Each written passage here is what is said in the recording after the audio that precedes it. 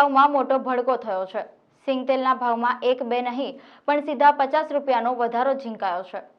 માર્કેટમાં 2 દિવસમાં ₹50નો ભાવ વધારો સિંગતેલમાં જોવા મળ્યો છે।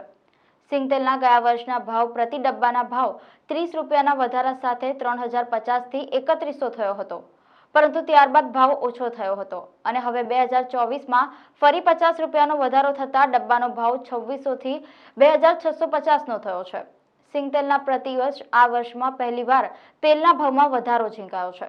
સિંગતેલના ભાવમાં સીધો 50 રૂપિયાનો વધારો થતા ગ્રાહકો પર બોજો નહીં પડે, જેથી ગૃહિણીઓના બજેટને કોઈ સીધી અસર પડશે નહીં, તેમ તેલના વેપારીઓની સાથે સાથે ગૃહિણીઓએ પણ જણાવ્યું છે। એક ગૃહિણી તરીકે હું એવું કહેવા માંગુ છું કે ગયા વર્ષે આપણે જોઈએ તો સિંગતેલનો ભાવ લગભગ 3300 રૂપિયા હતું। આજે આપણે જોઈએ તો સિંગતેલનો ભાવ ઘટીને 2650 રૂપિયા થયો છે, તેથી ગૃહિણીને તો ફાયદો જ છે।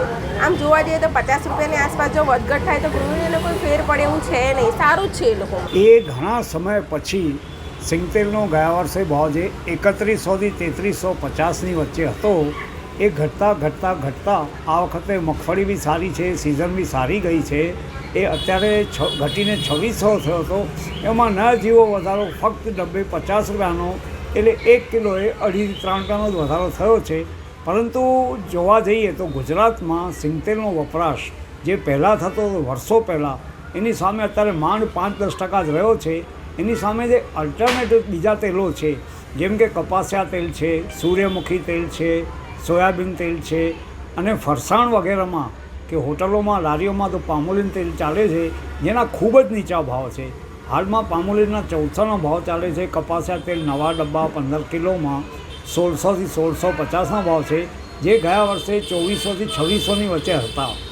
એટલે મારા હિસાબે બિલકુલ વ્યાજબી જ ભાવ છે અને ભવિષ્યકાળમાં કોઈ ભાવ વધારો થાય એવું લાગતું નથી। કદાચ વધીને આખા વર્ષમાં 50-100નો તેજી મંદીનો વધઘટનો ધંધો છે શેર બજાર જેવું, તો 50-100ની વધઘટ થાય, બાકી બહુ વધારો થવાની શક્યતા હાલ કોઈ દેખાતી નથી।